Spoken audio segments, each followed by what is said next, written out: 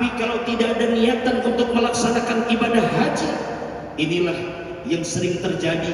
Kemana-mana kita sampai, ke negara-negara yang lain kita datangi, tapi terkadang dengan enteng dan dengan mudahnya kita mengatakan belum ada panggilan untuk melaksanakan.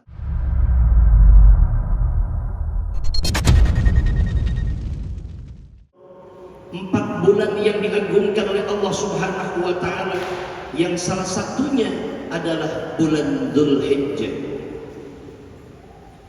Insya Allah hanya tinggal menunggu hari lagi kita akan masuki ibadah di bulan Dzulhijjah, bulan yang dimuliakan oleh Allah Subhanahu wa Ta'ala.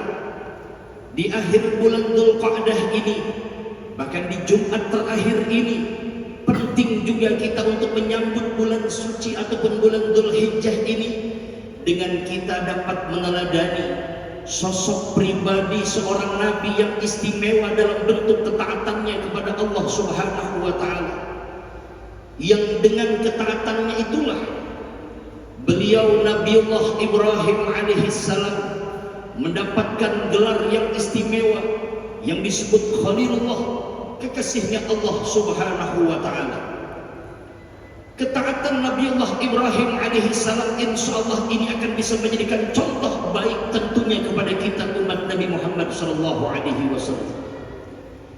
Kita tahu, tercatatkan dalam sejarah, Nabiullah Ibrahim alaihissalam di bulan Dzulhijjah nanti itu tampil dalam 2 ibadah. Yang pertama adalah ibadah haji, dan yang kedua adalah ibadah kurban. Ibadah haji tidak bisa dilepaskan dari syariat ini daripada Nabiullah Ibrahim alaihissalam, karena memang asal muasalnya pun ini terbentuk dari perintah Allah Subhanahu wa Ta'ala kepada Nabiullah Ibrahim untuk melaksanakannya. Bahkan ini semua termaktub di dalam surat Al-Hajj ayat 26 dan ayat yang ke-27. Ibadah haji sendiri merupakan ibadah yang istimewa karena semua kategori ibadah ada di dalamnya. Yang pertama, ibadah haji itu masuk dalam kategori ibadah badaniyah. Ibadah haji juga masuk dalam kategori ibadah maliyah. Ibadah haji juga masuk dalam kategori ibadah qalbiyah. 3 kategori ibadah yang disebutkan tadi semuanya Masya Allah ada dalam pelaksanaan ibadah haji. Ibadah haji termasuk ibadah badaniyah, ibadah fisik, karena memang Masya Allah ada pelaksanaan ibadah yang memerlukan tenaga untuk kita melaksanakannya, dimulai dari tawafnya, sa'inya, dan ibadah-ibadah yang lainnya dipastikan menggunakan badan ataupun fisik yang kita gunakan untuk dapat melaksanakan ibadah yang sempurna dalam ibadah haji. Tidak cukup sampai di sana, ternyata Masya Allah ibadah haji pun masuk dalam kategori ibadah maliyah, ibadah harta. Ternyata ibadah harta bukan hanya sedekah ataupun jariah saja, tapi ibadah haji pun termasuk dalam kategori ibadah maliyah ataupun ibadah harta, karena dipastikan ada nominal yang kita keluarkan. Tapi insya Allah kita yakin seyakin-yakinnya Allah yang maha kaya, Allah yang maha segala-galanya. Berapapun nominal yang kita keluarkan untuk dapat melaksanakan ibadah haji, besar ataupun kecilnya, yang jelas kita yakin insya Allah akan dibalas oleh Allah dengan balasan yang lebih baik lagi.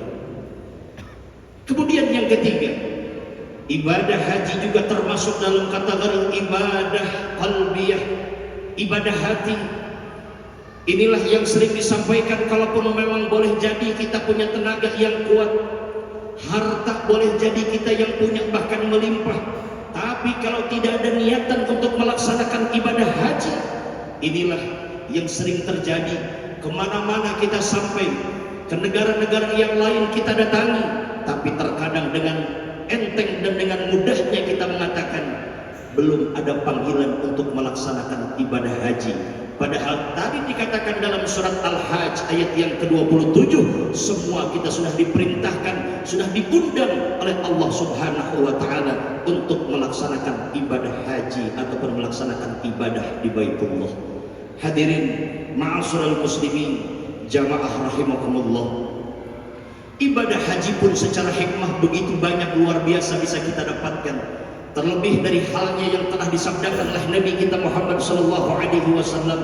Beliau menyebutkan al-hajjul mabrur laisa lahu jazaa'un ilal jannah. Haji yang mabrur tidak ada balasannya kecuali surganya Allah Subhanahu wa taala. Maka insyaallah mudah-mudahan tidak tahun ini tapi di tahun-tahun berikutnya insyaallah kita diberikan kesempatan oleh Allah Subhanahu wa taala untuk dapat melaksanakan ibadah haji ke Baitullah. Hadirin ma'asyiral muslimin, jamaah rahimakumullah. Dalam pelaksanaan ibadah haji juga mengandung banyak hikmah yang bisa kita petik untuk kita jadikan pelajaran dalam kehidupan kita. Kita tahu seseorang yang sedang melaksanakan ibadah haji, salah satu pakaian yang dikenakan adalah pakaian ihram. Inilah pakaian penyetaraan yang Allah berikan kepada seseorang. Tidak dilihat lagi serata sosialnya, tidak dilihat lagi apa jabatannya, tidak dilihat dia di kota ataupun di desanya, laki ataupun perempuannya. Yang jelas di saat dia sudah mengenakan pakaian ihram, semuanya sama, tidak ada yang berbeda kecuali takwanya kita kepada Allah Subhanahu wa taala. Allah sebutkan dalam surat Al-Hujurat, inna akramakum indallahi atqakum. Sesungguhnya yang mulia di hadapan Allah Subhanahu wa taala dipastikan bukan karena hartanya, dipastikan bukan karena jabatannya ataupun strata sosial lainnya, tapi yang pasti yang menjadikan mulia di hadapan Allah bagi kita seseorang yang dikatakan manusia adalah karena takwanya kepada Allah Subhanahu wa taala. Maka insyaallah takwa adalah sebaik-baik bekal kita kembali kepada Allah. Maka konsep hidup yang terbaik dalam hidup kita di dunia sekarang adalah dengan kita bertakwa kepada Allah Subhanahu wa taala. Sayyidina Ali karamallahu wajhah, sahabat daripada baginda Nabi kita Muhammad sallallahu alaihi wasallam, memberikan definisi tentang takwa itu. Salah satunya adalah khauful jalil wal amalu bima fit tanzil wal ridha bil qalil wal isti'dadu li yaumir rahim. Kata Sayyidina Ali, orang yang bertakwa itu adalah khauful jalil. Dia punya rasa takut kepada Allah Subhanahu wa taala. Insyaallah semakin takwa kita kepada Allah, semakin kita memiliki rasa takut kepada Allah Subhanahu wa taala. Kalau kita takut terhadap manusia, tentu konsepnya semakin takut terhadap manusia, semakin kita jauh dengannya. Tapi kalau kita takut kepada Allah, semakin takut kepada Allah, semakin dekat kita dengan Allah Subhanahu wa taala. Bahkan ini menjadikan sebuah kebaikan, karena dikatakan dalam keterangan hadis, siapapun dia orangnya yang memiliki rasa takut kepada Allah Subhanahu wa taala, maka insyaallah dia akan selamat dunia sampai negeri akhirat. Kemudian yang kedua, takwa itu kata Sayyidina Ali adalah wal amalu bima fit tanzil. Dia mau mengerjakan segala sesuatu yang sudah Allah turunkan melalui Al-Qur'an. Kita tahu dan kita sadar Al-Qur'an imamuna, Al-Qur'an hudan linnas, ataupun petunjuk kepada kita manusia.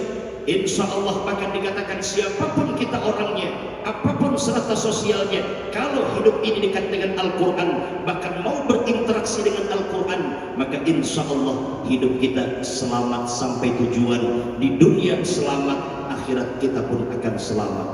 Dan yang terakhir dikatakan wal isti'dadu li yaumir rahil. Orang yang bertakwa itu adalah orang yang isti'dad, orang yang bersiap-siap diri li yaumir rahil, untuk kehidupan kita di masa yang akan datang.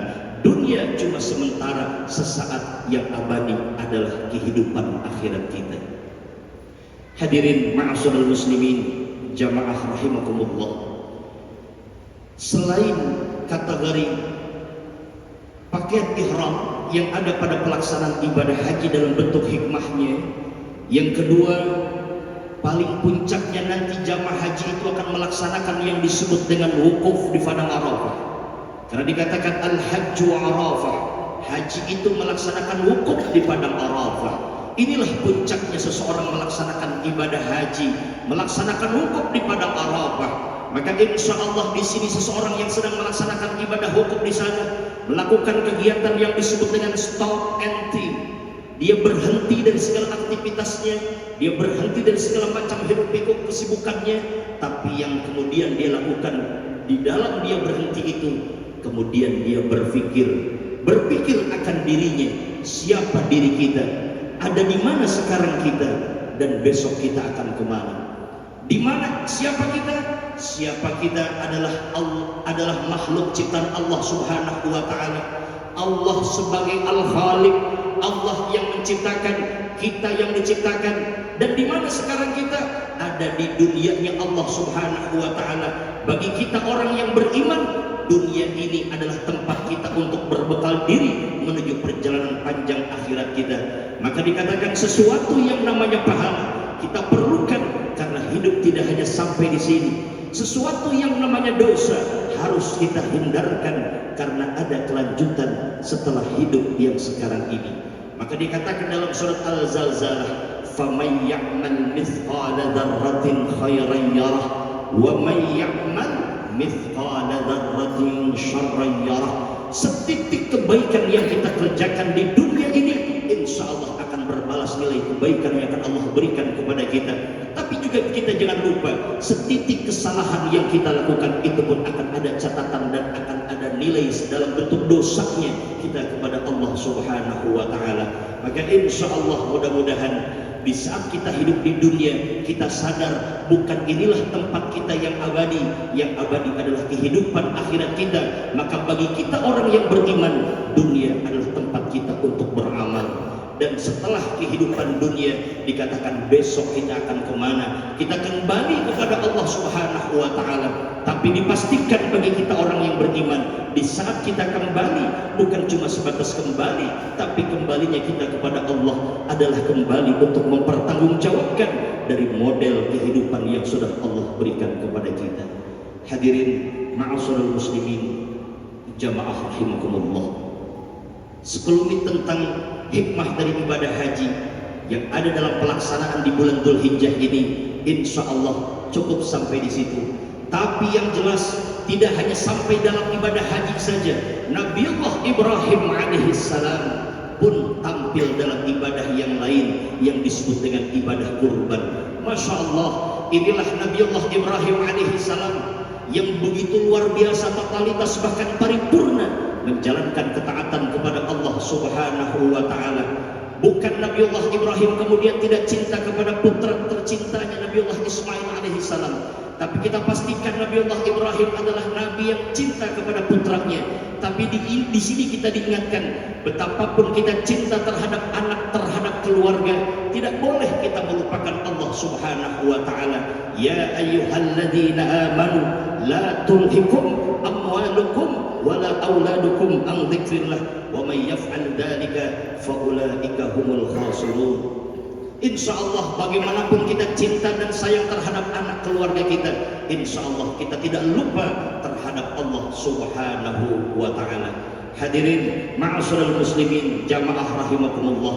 Nabiullah Ibrahim mengajarkan kepada kita tentang pengorbanan kepada Allah Subhanahu wa taala. Maka insyaallah mudah-mudahan kita dapat mengambil hikmah dari pelajaran pengorbanan yang telah diajarkan oleh Nabiullah Ibrahim alaihissalam.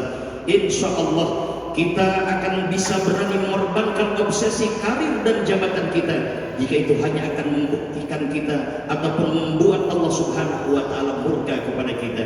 Kita juga harus berani mengorbankan obsesi nafsu kita, jika itu hanya akan membuat kita menyesal di hari kemudian.